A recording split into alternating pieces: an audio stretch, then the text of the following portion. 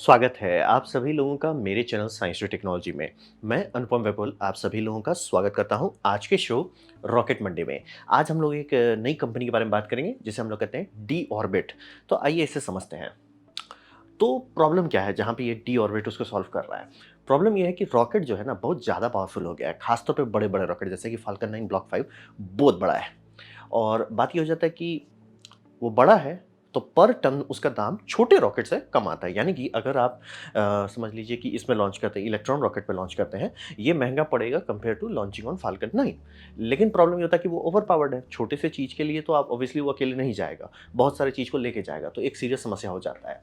तो ये महँगा होता है, ये सस्ता होता है, लेकिन दोनों के बीच में क्या करें? तो हिसाब वही आता है कि आपको कुछ चाहिए जो ऑलमोस्ट इतना सस्ता हो जितना एक बड़ा रॉकेट में राइड शेयरिंग होता है, और उतना कम ये हो, क्या बोलते हैं, फ्रीडम दे सके जितना एक डेडिकेटेड लॉन्च प्रोवाइडर देता है। क्योंकि जब भी आप बड़े में जाते हैं राइड शेयरिंग करके, आपको वहाँ जाना होता है जहाँ रॉकेट जा रहा है। यानी कि रॉकेट का मान लीजिए जो बड़े-बड़े पेलोड्स हैं, वो जा रहे हैं एक ऑर्बिट पे, आपको उसी ऑर्बिट के इर्द-गिर्द जाना है, आपको कोई डेडिकेटली छोड़ने नहीं जाएगा। समझिए ये टैक्सी आप बुक नहीं कर रहे हो, आप बस बुक कर रहे हो, बस बस का जो बस स्टॉप है वहीं उतरना है। तो इसीलिए लोग छोटे रॉकेट्स को यूज़ करते हैं, लेकिन छोटा महँगा हो जाता है, तो दोनों के बीच में एक जगह बन रहा है। वो जगह को समस्या सॉल्व करने के लिए ये कंपनी बनी है। और क्योंकि समझिए क्यूब सैटेलाइट जो होते हैं वो बहुत छोटे होते हैं, जनरली लो अर्थ ऑर्बिट पे उतारे जाते हैं। तो उसका असर ये होता है ना कि वो बहुत लंबा टाइम उसके पास नहीं रहता, कि कितना टाइम वो ऑर्बिट कर सकता नहीं रहेगा। आप मान लीजिए कुछ ऐसा तिकड़म कर देते हो कि वो ऑर्बिट चेंज करेगा, लेकिन ऑर्बिट चेंज करने के बाद भी वो बहुत ज़्यादा देर रह नहीं पाएगा। उसका मतलब मान लीजिए लाइफ स्पैन है 1 महीना, और 1 महीना में से आप समझिए आधा महीना टाइम खर्च कर दिए सिर्फ़ ऑर्बिट चेंज करने में, क्योंकि ऑब्वियसली छोटा-सा क्यूब सैट है, कितना बड़ा उसमें थ्रस्टर डालिएगा, बहुत छोटा-सा डालिएगा। तो साइड इफ़ेक्ट ये हो जाता है कि प्रैक्टिकल यूज़ जो आपका आ रहा है वो नहीं उतना रह जा रहा है। तो वही समझिए, और क्यूब सैट का चूँकि साइज़ छोटा है, तो आप प्रोपल्शन मॉड्यूल जितना डालते हैं वो पेलोड कम कर देता है, और मेन है आपको जो भी काम हो रहा है वो पेलोड से हो रहा है। जैसे डव सैटेलाइट जो लॉन्च किया जाता है, जो समझिए इमेजिंग सैटेलाइट जो इसरो ने रिकॉर्ड बनाया था, वर्ल्ड रिकॉर्ड एक टाइम पे, कि दुनिया सबसे ज़्यादा, वो डव सैटेलाइट्स थे 3U साइज़ का, तो उसमें टेलीस्कोप था। तो वो टेलीस्कोप का जगह छोटा हो जाएगा अगर आप उसमें ये डाल देते हो कि भैया हमको ये ऑर्बिट पे जाना है, तो इसके लिए प्रोपोर्शन है, सर टेलीस्कोप छोटा हो जाएगा, और टेलीस्कोप से आपका पैसा आता है, तो उससे छोटा आप करना नहीं चाहोगे। तो ये एक सीरियस समस्या आ जाता है। तो यहाँ पे मेन घूम फिर के बात आ रहा है कि क्या आपके पास पैसा है या एक्सेस, दोनों नहीं मिल रहा है। आपको पैसा कम चाहिए, तो मतलब कम पैसे में जाना है तो फाल्कन 9 पे जाइए। आपको डेडिकेटेड मुझे इस ऑर्बिट पे जाना है, तो आप सिर्फ ये यूज़ कीजिए, इलेक्ट्रॉन रॉकेट यूज़ कीजिए। लेकिन यही एक समस्या बना देता है। क्या होगा अगर आप दोनों के बीच का कोई सॉल्यूशन निकाल लें, जो इतना सस्ता हो और इतना फ्लेक्सिबल हो? तब इसी समस्या को समाधान के लिए बनाया गया स्पेस टग। तो स्पेस टग को कहा जाता है लास्ट माइल सॉल्यूशन। यानी कि आप ऑर्बिट पे पहुंच गए, आपका बस उतार दिया, बस से निकल के आप क्या करोगे वो संभालने के लिए किया जाता है। तो उसमें हम लोग सैटेलाइट डिस्पेंसर इस्तेमाल करते हैं।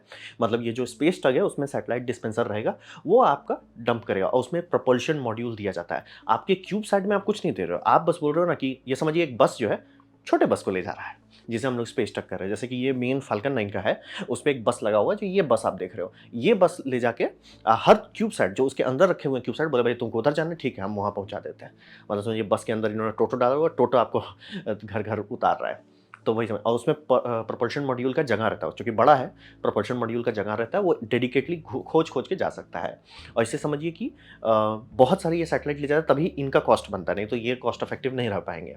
और इनको जो जो भी सिस्टम है, जो भी वॉल्यूम है, वो वॉल्यूम ऐसा बनाया जाता है जो यूनिक सैटेलाइट्स को मैनेज कर सके, क्योंकि क्यूबसैट जो हम लोग कहते हैं वो एक यूनिट है।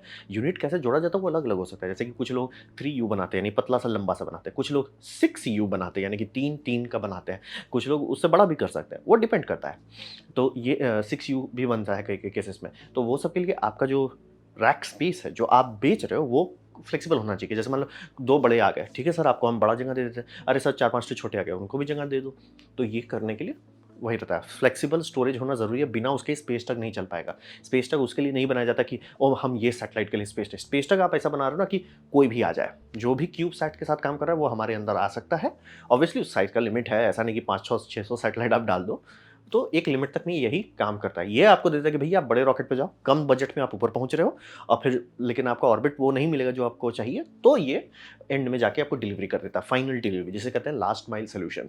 कि भैया आपने धरती से लॉन्च किया है, ऑर्बिट में आ गए, ऑर्बिट से सही ऑर्बिट पे जाने का काम वो सँभाल लेते हैं, जिसे हम लोग स्पेस टक कहते हैं। तो अब ये कंपनी के बारे में बात करते हैं, डी ऑर्बिट। तो डी ऑर्बिट समझिए प्राइवेट एरोस्पेस कंपनी है, इटली से आई है। ये थोड़ा यूनिक बात है कि जनरली बोर हो गया था सब चीज़ यूएसए यूएसए करके, ये इटली से आया है। और इनका मेन है जो ये क्लेम करते हैं end to end service for small satellite, मतलब कि सैटेलाइट मैन्युफैक्चर आप इनके पास जाइए, हमें ये चाहिए वो बना देंगे। फिर आपका लॉन्च एंड डिप्लॉयमेंट, यानी कि जो भी उसका काम करना है वो कर देंगे। इन ऑर्बिट ट्रांसपोर्टेशन, यानी कि ऑब्वियसली इनके पास अपना रॉकेट नहीं है, तो ये फाल्कन 9 पे अगर जाते हैं तो वो लॉन्च करना, वो सबका जो भी स्पेस एक्स के साथ काम करना है, आप बस इन्हें पैसा दीजिए, सब हटा देंगे। इन ऑर्बिट ट्रांसपोर्टेशन कर देंगे, पोजीशनिंग की एग्जैक्टली आपको यही ऑर्बिट पे चाहिए तो हम भेज देते हैं। और फिर ऑर्बिट ऑपरेशन, यानी कि यही आपका ग्राउंड सपोर्ट के तौर पे काम कर सकते हैं कि जो डेटा आना है, कैसे उसको प्रोसेस करना है, वो सब कर सकते हैं। और एंड ऑफ लाइफ डिस्पोजल, और ये बहुत इंपॉर्टेंट बात है क्योंकि ये कंपनी बनी नहीं थी इस चीज़ों को ऑर्बिट डालने के लिए, इनका काम था ये बोलते हैं ऑर्बिटल डिब्री को क्लीन करने का, तो इसीलिए इनके नाम में डी ऑर्बिट है, लेकिन वो बहुत पहले आ गए थे मार्केट में। मतलब समझ लीजिए कि कंपनी पुरानी है, 2011 में बनाया गया था, तो वो लोग उसी टाइम चल रहे थे कि हम लोग डी ऑर्बिट, लेकिन उस टाइम उतना मार्केट में डिमांड नहीं था, अवेयरनेस नहीं था, अभी भी उतना नहीं है। तो इनका था कि वो हम लोग जो टूल सेट बना रहे हैं वो अभी यूज़ नहीं होता, वो टूल सेट बैकग्राउंड में रिसर्च कर रहे हैं, अभी पैसा बढ़ाने के लिए, स्किल्स डेवलप करने के लिए ये बनाने लगे, इसीलिए इनका नाम थोड़ा और लगता है डी ऑर्बिट। अच्छा नाम तो है नहीं, क्योंकि डी ऑर्बिट का मतलब तो आप उतार रहे हो ऑर्बिट से, तो आप ऑर्बिट ले जाने वाली चीज़ को डीऑर्बिट का नाम क्यों देते? क्योंकि कंपनी बना था इसके लिए, एंड ऑफ लाइफ डिस्पोजल के लिए। इनका लॉजिक था कि हम आप जो क्यूबसैट ले रहे हो उसमें हम एक डेडिकेटेड छोटा-सा मॉड्यूल देंगे, जो आपके सैटेलाइट से पूरी तरह से अलग होगा। वो अपने टाइम पे ट्रिगर कर जाएगा और अपने आप आपका सैटेलाइट को डीऑर्बिट कर देगा। आपका मेन सैटेलाइट चल रहा है, कोई दिक्कत नहीं है, नहीं चल रहा है, कोई दिक्कत नहीं है, उसका मतलब आप चाह भी रहे हो, वो डीऑर्बिट कर देगा, यानी कि वो कचरा बनने नहीं देगा। तो ये उनका सपना था, इसीलिए नाम डी ऑर्बिट रखे थे इन्होंने, मतलब इनका लोगो में भी आप देख सकते हो। तो ये इटली में ऑफिस रखे हुए हैं, यूके में ऑफिस रखे हुए हैं, पुर्तगाल में ऑफिस रखे हुए हैं, यूएसए में रखे हुए हैं, मतलब फैल गए हैं ये। और समझिए 2011 में स्टार्ट हुआ था, पहला जो मिशन था वो 2013 में था। पहला सैटेलाइट जो खुला स्पेस में गया वो था इनका अराउंड एग्जैक्टली पूरा 2018 के आसपास इन्होंने कर लिया था। और टग यानी कि ये सिस्टम जो मल्टीपल लॉन्च कर सके वो 2020 में इन्होंने कर दिया। मतलब काफ़ी अच्छा स्पीड चल रहे हैं, 10 साल के हिसाब से काफ़ी अच्छा कर रहे हैं। और ये सॉल्यूशन प्रोवाइडर, मतलब कि सिर्फ एक चीज़ नहीं करते, मैं आपका क्यूबसैट को डेडिकेटेड जगह पे दे दूंगा सस्ते में, वो नहीं कर रहे हैं। उसके साथ इनका सॉफ्टवेयर डेवलपमेंट भी बहुत सारा हो रहा है, जो कि मतलब स्पेस इंडस्ट्री के लिए यूनिक है। तो वो स्पेस इंडस्ट्री को सॉफ्टवेयर सर्विसेज भी प्रोवाइड करते हैं, जो उनके लिए फ़ायदेमंद साबित होता है। वही बोले। और इनका मेन डेवलपमेंट जो इनके नाम में है डी ऑर्बिटिंग, स्पेस डिब्री का जो मैनेजमेंट सिस्टम है वो ये लोग बैकग्राउंड में डेवलप करते जा रहे हैं। और वो उनका फाइनल गोल है कि हम उसे संभाल लेंगे, लेकिन ऑब्वियसली उसके लिए पैसा चाहिए, तो पैसा लाने के लिए ये सब कर रहे हैं। और ये समझिए अच्छा खासा सक्सेसफुल कर चुके हैं, मतलब ये 10 ऑर्बिटल ट्रांसपोर्टेशन कर चुके हैं, 32 मतलब समझिए पेलोड्स को डिप्लॉय कर चुके हैं, मतलब अलग-अलग ब्रांड से। और सैटेलाइट कितना टोटल हुआ है, 73 कर चुके हैं। नेक्स्ट लॉन्च जून 2023 में होने वाला है, यानी इसी 1-2 दिन के अंदर ही लॉन्च हो जाएगा। ये हुआ डी ऑर्बिट ब्रांड के बारे में।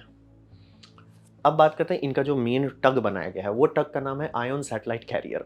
तो ये बनाया गया था कि 64 यू का हम आपको टोटल स्पेस दे रहे हैं, उसमें आपको जितना ठूसना है ठूसिए। अगर आप सिर्फ 1 यू भर रहे हैं, आप आराम से 64 भर सकते हैं। जनरली लोग 1 यू में कुछ बनाते नहीं, कुछ हटता नहीं है उसमें प्रैक्टिकली। तो उसमें लोग ये जनरली 3 यू हो गया, 6 यू हो गया, ऐसे-ऐसे होता है। अलग-अलग यही देखिए, अलग-अलग सैटेलाइट अलग-अलग साइज़ के होते हैं, तो वो 64 के अंदर ही उनको डिवाइड करना है। उस सैटेलाइट डिस्पेंसर हो गया। ये पहली बार वेगा रॉकेट, यानी कि यूरोपियन यूनियन का रॉकेट से लॉन्च किया गया था 3 सितंबर 2020 को। तो ये लॉन्च हो चुका है। और ये समझिए उसके बाद से ये लोग फाल्कन 9 पे चल रहे हैं, ब्लॉक 5 पे 24 जनवरी 2021 में जो हुआ था। यानी ये स्पीड इनका बहुत तेज़ है, मतलब बैकग्राउंड में ये चलते-चलते धप्पा मारे जा रहे हैं सब पे। और ये समझिए कि पहला ऐसे ही ये लॉजिक करना कि हम एक स्पेस ट्रक बनाते हैं, कि बड़ा रॉकेट का कम दाम का फ़ायदा उठा के हम छोटे-छोटे सैटेलाइट्स को ऊपर ले आएँगे। छोटा सैटेलाइट बोले भैया ये ऑर्बिट हमारे काम का नहीं है, बोले कोई टेंशन मत लो, हम ऑर्बिट पे पहुँचा देते हैं। ये करने का इकोसिस्टम बहुत कंपनी ट्राई कर रही है। ये इकलौता है जो कर चुकी है। ये बाकी लोग तो डिज़ाइन फेज़ में, हमारा हो गया, ऑर्बिट पे चला गया, हम लोग डिलीवरी दे रहे हैं। तो इनके पास बहुत बढ़िया फर्स्ट मूवर एडवांटेज है और हेडरूम भी बहुत है, यानी कि ये लोग एक्चुअली काफ़ी आगे आ चुके हैं। जैसे अभी भी समझ लीजिए स्पेस एक्स के टेक्नोलॉजी लेवल पे कोई नहीं आता है ना, वैसे वही वाली बात हो गई। ये आके आराम से आगे बैठ गए हैं कि बाकी सब जब तक हमारे पास पहुँचेंगे तब तक हम दूसरा चीज़ बना चुके होंगे। तो ये हो गया इनका आयन सैटेलाइट कैरियर। तो अब बात करेंगे भविष्य में क्या होगा। तो भविष्य में ये समझिए कि इनके पास फंडिंग जो आ रही है ना, ऐसा नहीं है हल्का फंडिंग है, मतलब प्राइवेट है, प्रॉफिट के लिए काम कर रहे हैं, वो सब बल्ले-बल्ले, लेकिन फंडिंग भी आ रही है। फंडिंग आ रही है इनका यूरोपियन कमीशन से, फिर आ रहा है इनका फंडिंग यूरोपियन स्पेस एजेंसी से, 2 लोग से दे रहा है। एक तो स्मॉल बिज़नेस का ग्रोथ के लिए दे रहे हैं, दूसरा स्पेस के लिए डायरेक्ट दे रहे हैं। और इनका ईएसए, यूरोपियन स्पेस एजेंसी इसलिए दे रहा है कि ये कंपनी डेडिकेटली फोकस कर रही थी। ये देखिए जो छोटे-छोटे रॉकेट मोटर लगाने का बात था, इनका था कि हम क्यूबसैट में आपको छोटा-सा रॉकेट मोटर एक पैकेज के तौर पे देंगे, वो पैकेज आप लगाओ और जैसे ही आपका सैटेलाइट का एक्सपायरी टाइम आएगा, ये अपने आप फायर कर देगा और ये इंडिपेंडेंट होगा आपका मेन सैटेलाइट से। तो आपका मेन सैटेलाइट चल रहा है, कोई दिक्कत नहीं है, फ्राई भी हो गया, मान लीजिए कुछ ग्लिच आ गया, सॉफ्टवेयर फेल हो गया या हार्डवेयर इश्यू हो गया, ये तब भी चलेगा। मतलब ये ज़्यादा रिलायबल बेसिक सिस्टम है कि भैया हम आपको डीऑर्बिट कर देंगे एक फिक्स टाइम पे। इसीलिए समझिए कि स्पेसएक्स इतने सारे जो सैटेलाइट उतार रहा है ऑर्बिट में, वो सारे को ऐसा एकदम लो अर्थ ऑर्बिट पे उतारने का कारण वही है कि वो चाहते हैं कि कुछ भी हो जाए, अगर आप बहुत लो अर्थ ऑर्बिट पे हो, खुद ब खुद आपका ऑर्बिट डिके करेगा, खुद ब खुद आप नीचे जाके भस्म हो जाओगे। तो लॉजिक ये है कि भैया वो ये समझिए एक्टिव स्टेट में ही जिंदा रह सकता है सैटेलाइट, यानी सैटेलाइट खराब हुआ खुद ब खुद ये नीचे आ जाएगा, वो ऑर्बिटल डिब्री नहीं बनेगा। तो यही वो क्यूबसाइट्स के लिए भी करना चाहे, मतलब गाड़ी वहाँ से खोलना चाह रहे थे। और इनका सपने बहुत बड़े हैं, जैसे इनका है कि जो इतना डिब्री बन गया, वो वही डिब्री को रिसाइकिल स्पेस में ही करते हैं, उसी से स्पेस क्राफ्ट बनाया जाए। मतलब वो काफ़ी आगे का, ऑब्वियसली अभी भी मुँह खोल के बोल रहे हैं कि भैया वो सब तो हमारा लॉन्ग टर्म है, लेकिन ये अच्छी बात है कि कंपनी के मामले में कि इनका लॉन्ग टर्म क्लियर है कि करना क्या है, कहाँ तक जाना है। ऐसा नहीं कि अच्छा ये हो गया इसके बाद क्या करें? इनको है लॉन्ग टर्म तक का टेंशन नहीं लेना है। तो वही समझिए कि स्पेस डिब्री प्रॉब्लम इनका मेन टारगेट है। ये जो लॉन्च सर्विस दे रहे हैं, ये तो मतलब समझिए पैसा जमा करने के लिए दे रहे हैं। जब और ऑब्वियसली एक्सपीरियंस मिलता है, सीखते हैं और टारगेट यही है कि इससे कोई अगर बड़े-बड़े सैटेलाइट को जाके या तो रिफ्यूल कर सकता है या डेडिकेटली ये कर पाएँगे, डीऑर्बिट भी कर पाएँगे। तो ये सब धीरे-धीरे क्लियर होते जाएगा। तो काफ़ी ये 2 लोग उनके फाउंडिंग मेंबर्स में आते हैं। तो वही समझिए कि एक छोटी कंपनी है और बहुत बड़ा इम्पैक्ट डाली और बहुत जल्दी मार ली बड़ा इम्पैक्ट। तो ये था मेरा प्रेज़ेंटेशन डी ऑर्बिट के बारे में।